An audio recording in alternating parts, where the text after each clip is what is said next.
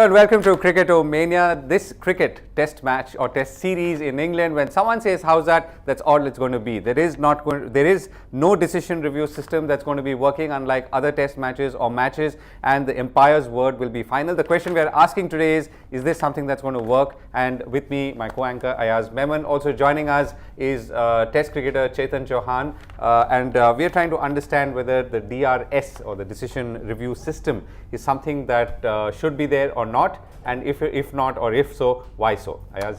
So Govindraj, it's an interesting question. It's come up again. This is being discussed because on the second day of the first test match, we saw Murali Vijay, the Indian opening batsman, get out leg before wicket, and replay showed that he was clearly not out. Now, because the Indian board has not agreed to the decision review system, it's boomeranged on them. It's boomeranged on them, but sometimes it's not boomeranged on them. The problem is not about the boomeranging or not. The problem, according to me, is the decision review system is followed by certain countries and not followed by other countries. So it's like saying, if you play tennis at Wimbledon, you'll use Hawkeye, but if you're playing the Australian Open or French Open, you won't use it. Right. Or Nadal and Federer will use it, but Murray and Djokovic won't use it. Yeah. Then it becomes incongruous and absurd. Yeah. My point is, and I am happy that we've got Chetan here, because he's played in an era when umpires were kings. Kings. They were paramount. You never even thought of questioning the umpire.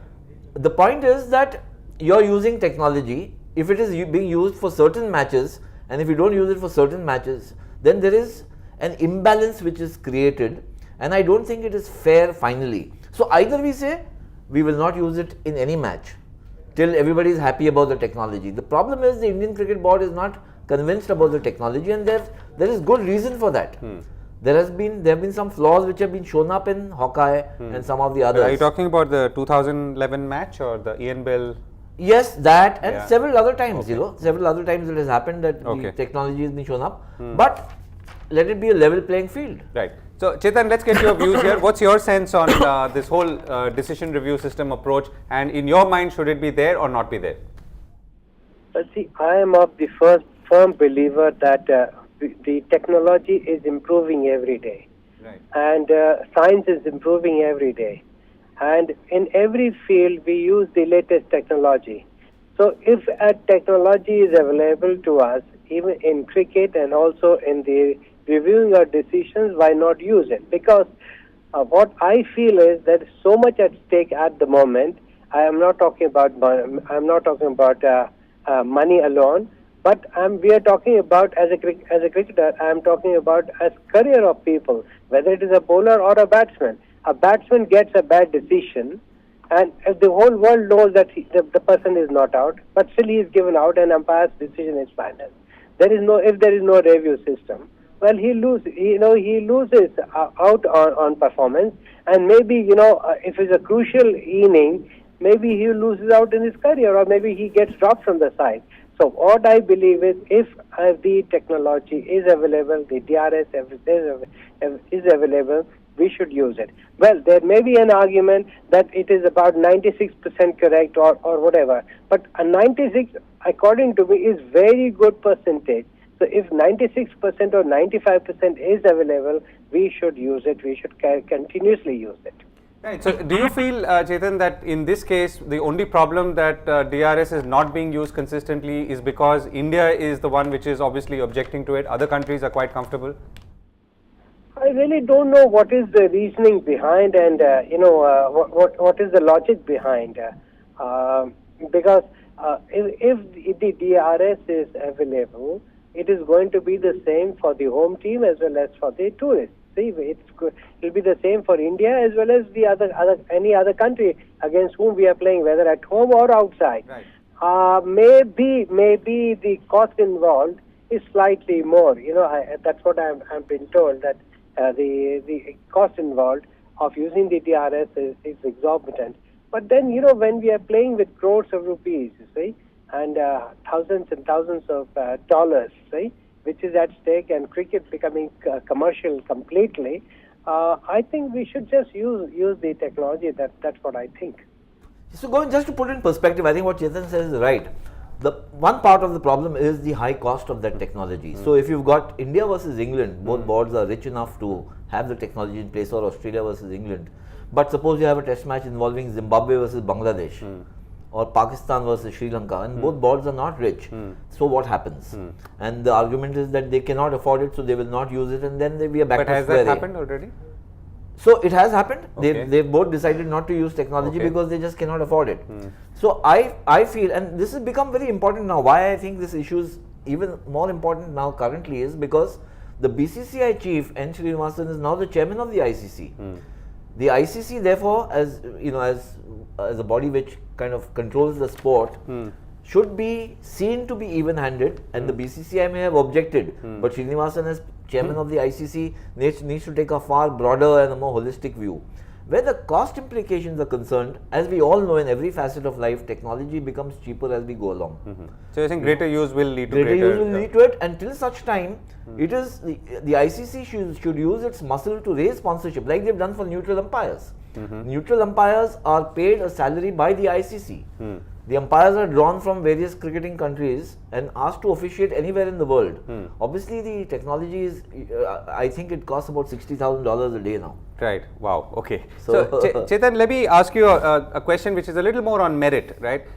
You said that you argued that technology is available, technology is creeping into our lives in every facet. If so, in cricket, and it can enhance a certain decision-making process, in this case umpiring, then why not? But let me ask you something more fundamental. Is there a sense that umpiring itself is not living up to its reputation? See, I think the ICC, with the respective cricket boards, I think they are doing a lot of work. They have got the umpires, and then they have a umpire coach also, and all the decisions which are given by the umpires during the day, they are all reviewed at the end of the day, and also all the recordings of the games, they are all sent back to the respective boards and also sent back to the ICC for reviewing the performance of the umpire. But then, you know, when an umpire has a bad day, well, he has a bad day. See, I don't say that the umpires make mistakes, by deliberately. It is just those, things happen. It just happens. So, I think this technology is available. We should.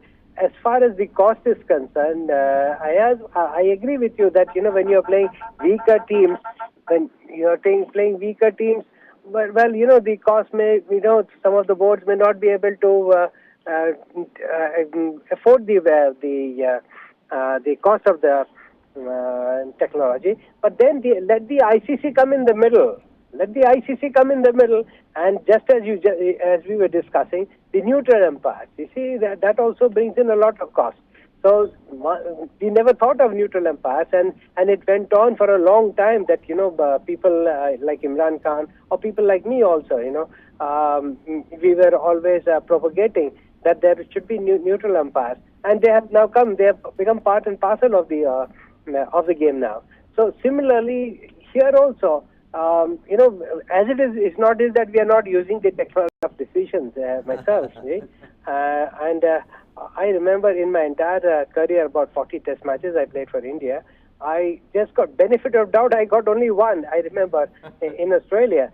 But a lot of decisions went against me, and I'm sure, the famous episode of, the famous walkout in 1980-81, if you remember. Absolutely. I was going to ask you that with Sunil Gavaskar.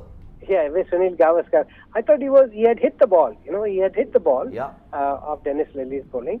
And if there was a DRS, I'm sure this kind of controversy would not have cropped up. See? So I firmly believe now that this latest technology is available, which is about 95, 96% correct. So I think we should rethink about it and maybe discuss it thoroughly more with the members of the ICC and, try and implement it. Right. So, Ayaz, the man with 40 test matches, 59 opening stands with Gavaskar, says that he feels in many cases he would have benefited had a DRS been there. Do all players feel similarly? I mean, look, player psychology might be that, when you're out, you feel that maybe you are not out. But that's not the point. I think the point he's making is that, and this is a classic case he's given. I was going to ask him about it because he was at the other end when Sunil Gavaskar was given out to Dennis Lilly. And obviously it's not because he obviously protested against the decision. He made a gesture that he is not out and really hurled abuses at him, which kind of made Gavaskar lose his cool. He almost walked off. He almost conceded the match. Right. It is Chetan, Chauhan and I think Brigadier Durrani who was there who pulled them back, the manager, from stepping beyond the boundary line. Otherwise that match was gone. Okay. But imagine two cases. We've got Murali Vijay out for 146. He was actually leading into the series playing for his test career, place in the test team. Suppose this decision had to come to him when he was 12, 16, 18 runs. As Chetan mentioned, it's not about the money. It's about you might lose your livelihood, your future, your place in the team, and that becomes unfair. The other point is, suppose the decision had to come when India were close to a win or a Ayaz, defeat. my only question on this is, and maybe to both of you, is that the premise for this is that most umpiring therefore is on balance off the mark. No, just to give you a little, very quickly, a snapshot. Earlier, umpires were the final authority. Then it was found when sport became very competitive, and people said no. If England goes to Australia and is playing with Australian umpires officiating, there is the chance of Bias. home country bias, or India versus Pakistan. Sure. And to Imran Khan's eternal credit, he fought for neutral umpires to come in. So they said, let's remove this aspect of home bias. Now the home bias has gone, but human error has come in. Okay. And because the stakes are so high, winning or losing means so much in terms of national prestige, personal pride and the money, that they said, let's eliminate human error as much as possible. Right. So technology has also made it more entertaining. Right, exactly. So Chetan, let me come to this. I mean, I know you touched upon the money aspect, and to me it would seem that money is a critical thing, right? We're talking about players' careers as in careers equals also the income that they will earn, the livelihood is the right word. Livelihood is the right word, okay. So is that, but I mean, and there is of course India's own role in the ICC, and 2/3 of India contributing to 2/3 of cricketing income, global cricketing income, with the clout it has. So is money the key thing that's driving all of this, regardless of the merit of technology doing its job? I don't completely agree with money. We talk about not only money, we are talking about careers. You see, today cricket is a profession now. Everybody who's playing cricket, whether India or outside India, they are all professionals. Their livelihood depends on cricket. See, they go on playing international cricket. Well, not only 2008, the cricket series in Australia, India versus Australia. I remember I was the manager of the Indian side, and in Sydney in 2007, Sydney Test match, there were nearly 11 to 12 decisions which went against India.